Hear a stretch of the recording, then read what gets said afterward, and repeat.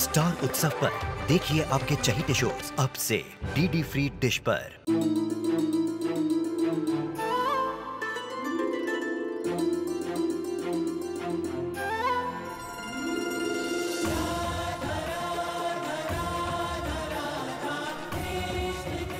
उत्तर प्रदेश की ब्रजभूमि से आरंभ हुई वो प्रेम गाथा जिसने पूरे जग को समझाई प्रेम की परिभाषा। राधा कृष्ण 1 अप्रैल से सोमवार से रविवार सुबह 10 बजे स्टार उत्सव पर।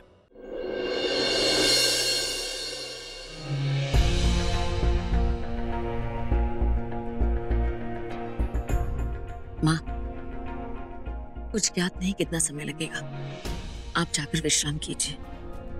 नहीं, जब तक सुनिश्चित नहीं हो जाता कि दूधरा उसका शिष्य सुरक्षित है, मैं कहीं नहीं जाने वाली, कहीं। दादी माँ, बेहतर यही होगा कि आप जाकर आराम कर लें, अन्यथा आप भी अस्वस्थ हो जाएंगी। जो भी सूचना मिलेगी उसके समाचार मैं आप तक पहुंचवा दूंगा।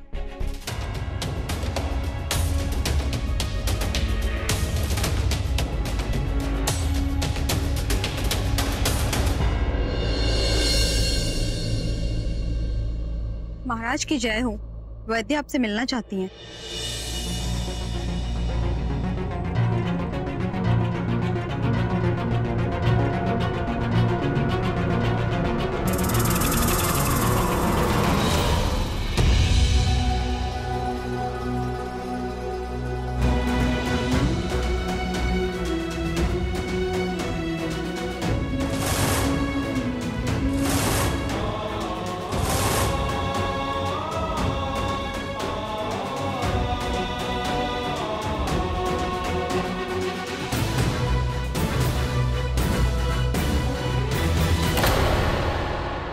क्या हुआ चंद्र? दूरधरा कैसी है? वैद्य ने क्या कहा? शिशु के बारे में कुछ कहा? तुम कुछ बोलते क्यों नहीं? दूरधरा कैसी है? जैसा आपने कहा था आचार्य, बिल्कुल वैसा ही हुआ। दूरधरा का फिसलना कोई दुर्घटना नहीं, तो एक षड्यंत्र था।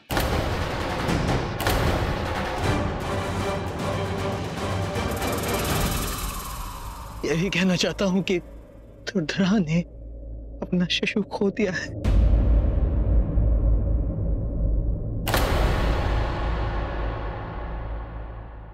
बालक बालक नहीं होता, माता का अंश होता है। प्राण बचे होते हैं माता के। कैसे सामना करेंगे हमको दूरधरा? उसने अपना बालक को। कितनी प्रसन्न थी दूरधरा, ये सूचना पाकर तो उसका हृदय ही टूट जाएगा। हे ईश्वर, उसे साहस देना कि ये आघात वो सह सके।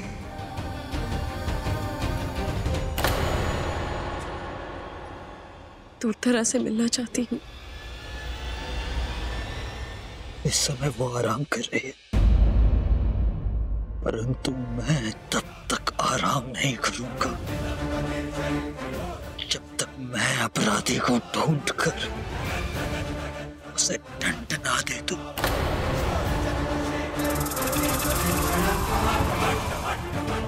और वचन देता हूं कि उसे ऐसा दंड दूंगा कि स्वयं यमराज कांप उठेंगे।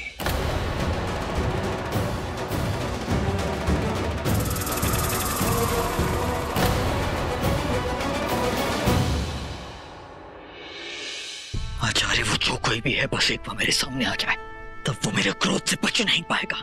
उसने ऐसा करने की चेष्टा भी कैसे की? दूरधरा के अपराधी का पता लगाना ही होगा। वो केवल दूरधरा की नहीं, तुम्हारी भी संतान थी। तुम्हारी संतान का शत्रु तुम्हारा शत्रु चंद्र। तुम्हें उसे ढूंढना ही होगा। वो जो भी है इसी महल में है।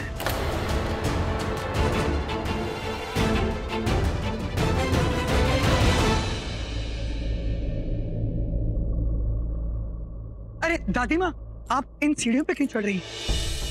यदि आपको कुछ चाहिए तो आप मुझे बताएं, मैं आपके पास भिजवा दूंगा। ईश्वर का धन्यवाद है, उसने मेरी प्रार्थना सुन ली। दूरधरा बिल्कुल स्वस्थ है। क्या है ना, मेरे पास कुछ जड़ी बूटियां हैं, मैं बस वही लेने जा रही थी। किसी भी गर्भवती स्त्री को यूं चोट लगती है तो वो लेप लगाने से उससे उसके शिशु को कोई तकलीफ नहीं होती, वो स्वस्थ रहते हैं। बस यही कारण था। मैंने दुर्धरा के गर्भपात के बारे में नहीं बता सकता। इनकी आयु में इतना अनुचित समाचार ही सह नहीं पाएंगी।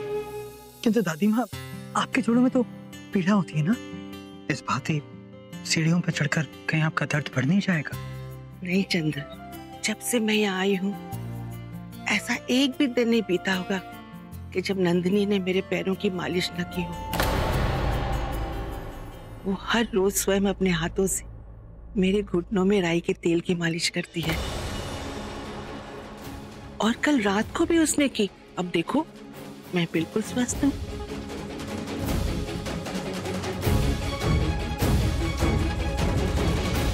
तो इसका अर्थ है कि नंदिनी ने बेचारी दुर्धरा, अवश्य किसकी कुदृष्टि लग गई होगी उसे और उसे अजन्मे संतान को। कल तक तो भली भांति थी बेचारी, और आज अचानक।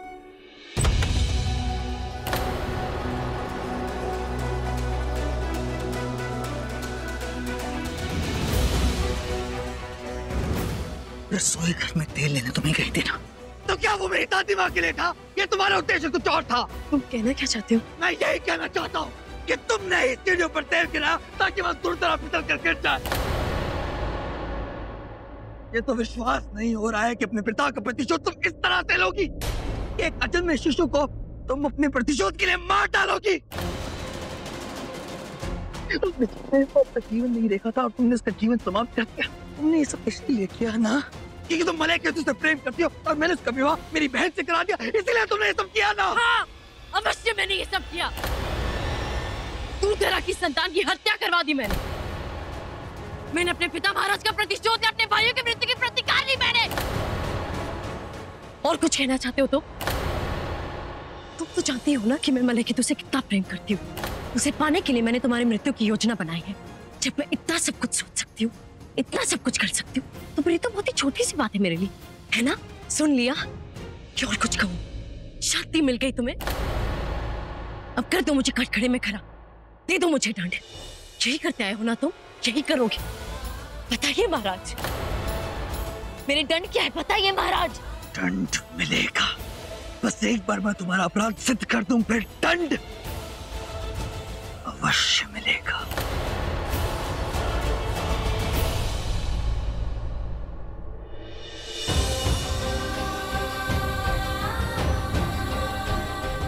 माना कि मैं तुम्हारे शत्रु की पुत्री हूँ, किंतु तुम मुझ पर इतना बड़ा आरोप कैसे लगा सकते हो चंद्र? ये तुमने क्या किया चंद्र? ये तुम कैसे कह सकते हो कि नंदिनी ही दोषी है? क्योंकि आचार्य, एक पूरे महल में वही है जो राई के तेल का प्रयोग करती है, और वो तेल उसके कक्ष से भेजा जाता है। परंतु इससे ये तो सिद्ध नहीं होता कि वो तेल सीढ़ियों पर उसी ने गिराया था। राई का तेल ऐसी कोई दुर्लभ वस्तु नहीं है जो और कोई ना पा सके। महल के बाहर से उसके कक्ष तक ये तेल पहुंचाने में कई लोग सम्मिलित होते हैं। कोई ये तेल उसके कक्ष से चुरा भी तो सकता है। क्या तुम्हारे पास कोई साक्ष्य है जो इस बात को प्रमाणित करे कि इस दुर्घटना में नंदिनी का ही हाथ था? आचार्य, इस समय तो मेरे पास कोई साक्ष्य नहीं है, परंतु मैं ये सिद्ध कर दूंगा कि इन सबके पीछे नंदिनी का हाथ है, क्योंकि वो अपने भाई और अपने पिता से भिन्न नहीं है। वो भी उन्हीं की भांति एक षड्यंत्रकारी है। तुम्हें किसी पर संदेह है, इसका अर्थ ये नहीं कि वही दोषी हो। आरोपी और अपराधी में अंतर होता है चंद्र। ये निर्णय तुमने किस आधार पर ले लिया? वास्तविक तुम्हें अपराधी तक पहुंचने के लिए अपने प्रयास जारी रखने चाहिए थे। अब ठीक कह रहे हैं आचार्य, कदाचित मुझसे भूल हो गई, किंतु मैं समझ नहीं पा रहा हूं कि वास्तविक रूप में अपराधी कौन हो सकता है। कौन है जो इतनी नीच सोच रख सकता है? मेरा शिष्य इतना दुर्बल नहीं हो सकता। तुम प्रयास करोगे तो सफलता पाओगे चंद्र।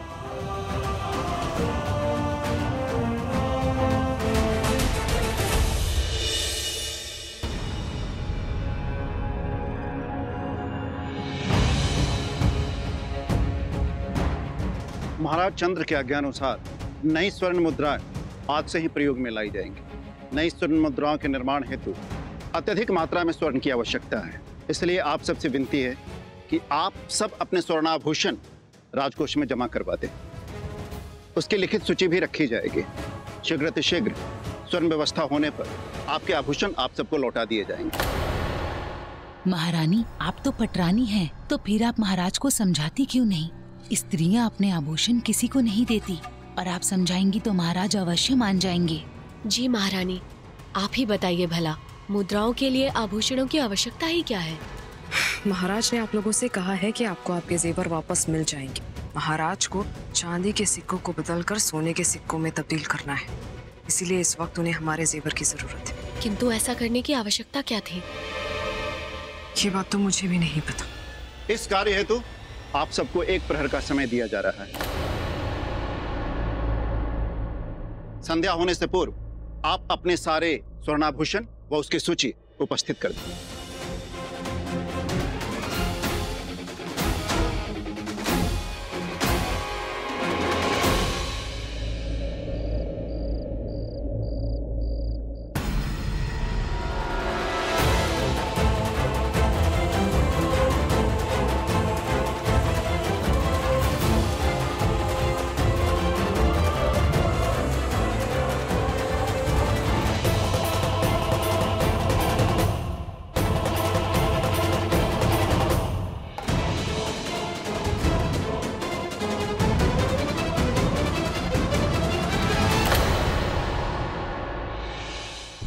महाराज की जय हो।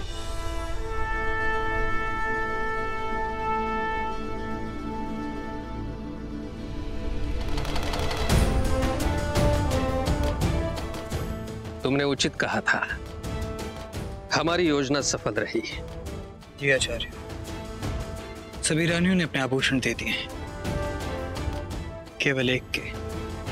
अंततः तुमने अपराधी को खोज निकाला।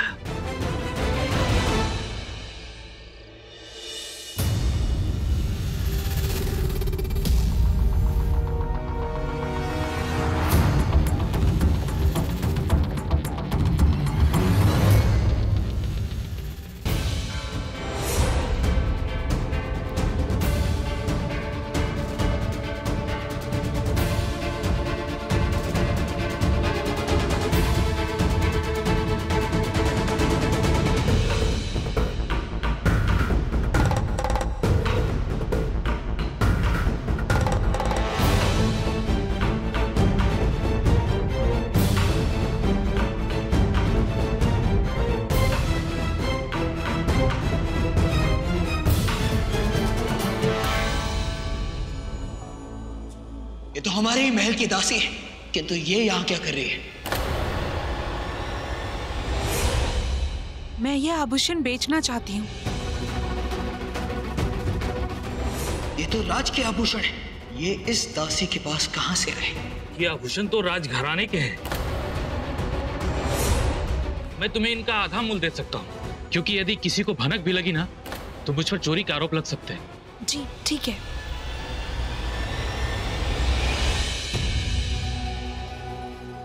महाराज, क्षमा कर दीजिए महाराज, मुझे जाने दीजिए। मुझे ज्ञात है कि तुम्हें ये आभूषण किस भांति प्राप्त हुए। अब या तो तुम अपना अपराध स्वयं स्वीकार कर लो, अन्यथा सत्य उगलवाने का मार्ग जानता हूं मैं सब बताती हूँ महाराज।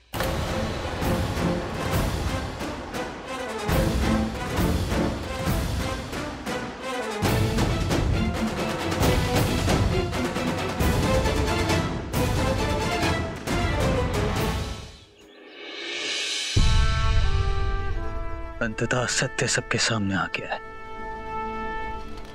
मुझे ज्ञात हो गया है कि दुर्धरा को गिराने के लिए मां सीढ़ियों पर तेल किसने गिराया, कि यह अपराध किसने किया है।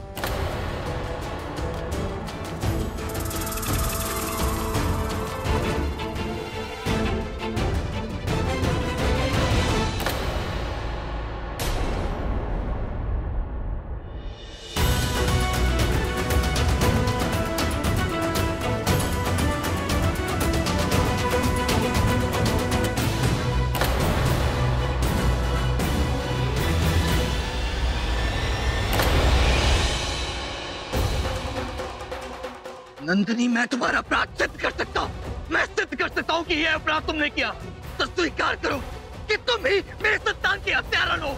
ये सत्य है, मैंने ये सब किया।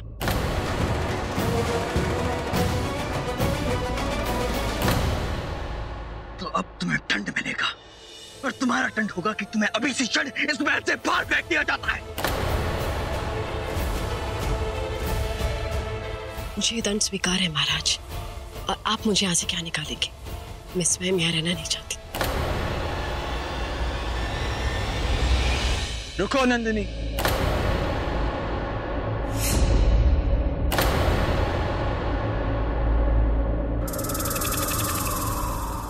इतनी सरलता से मैं तुम्हें यहाँ से जाने नहीं दूंगा, क्योंकि जब तुमने कुछ किया ही नहीं है तो फिर तुम्हें दंड क्यों मिलेगा?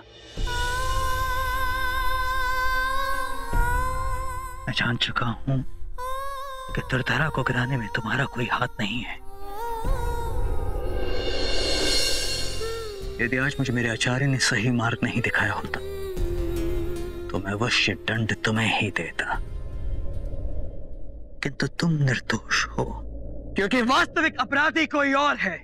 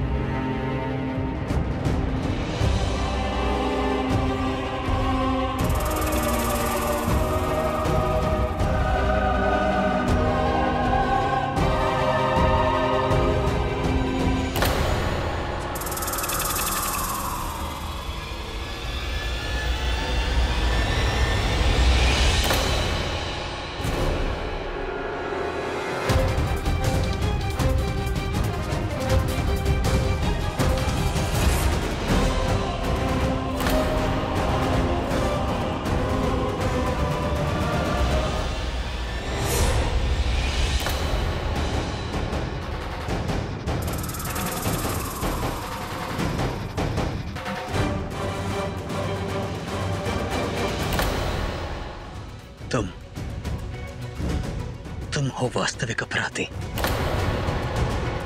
परंतु मैंने किया क्या है महाराज? तुम अंदर आ सकती हो दासी।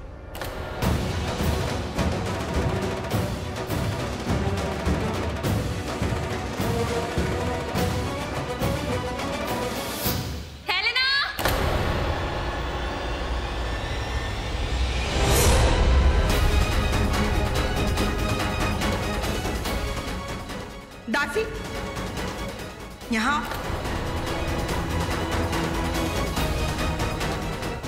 ये तेल की आवश्यकता मुझे है।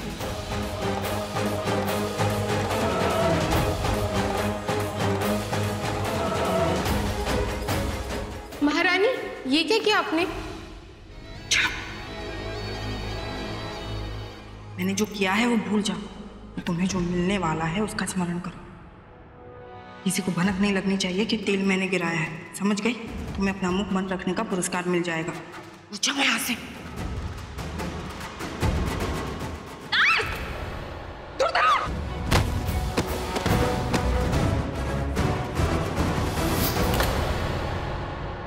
और इसी कारण मैंने आप सबको आपके आभूषण देने का आदेश दिया, क्योंकि ये मेरी वास्तविक अपराधी तक पहुंचने की योजना थी।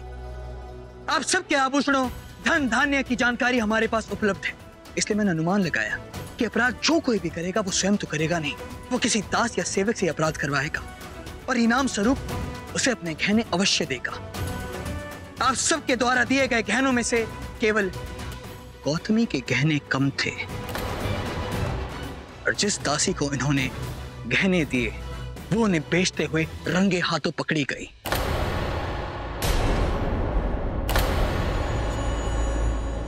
तो अब कहो गौतमी, क्या तुम्हें अपना अपराध स्वीकार है? हाँ, ये सत्य है।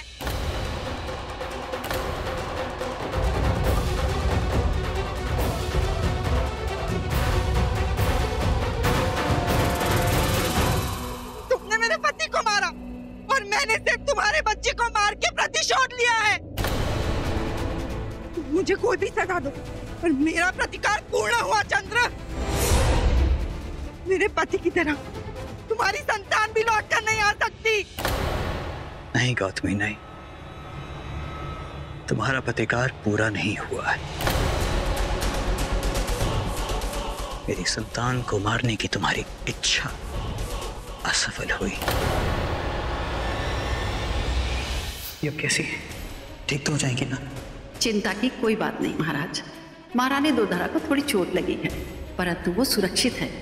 औषधि तैयार करवा रही हूँ, थोड़े समय में वो स्वस्थ हो जाएंगे। और इसी कारण मुझे विवश होकर आप सबसे झूठ बोलना पड़ा कि मेरी पत्नी का गर्भपात हो गया है।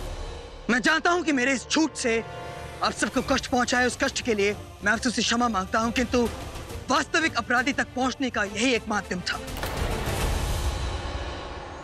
भाभी आपने क्या किया? किसी को भी अपराधी से बात करने की अनुमति नहीं है, ये बात स्मरण होनी चाहिए तुम्हें। और गौतमी, जो दंड मैं नंदिनी को देने वाला था, अब वो दंड तुम्हें मिलेगा। अब तुम्हें इस महल से बाहर निकालकर फेंक दिया जाएगा। तो सैनिकों, ले जाओ इन्हें।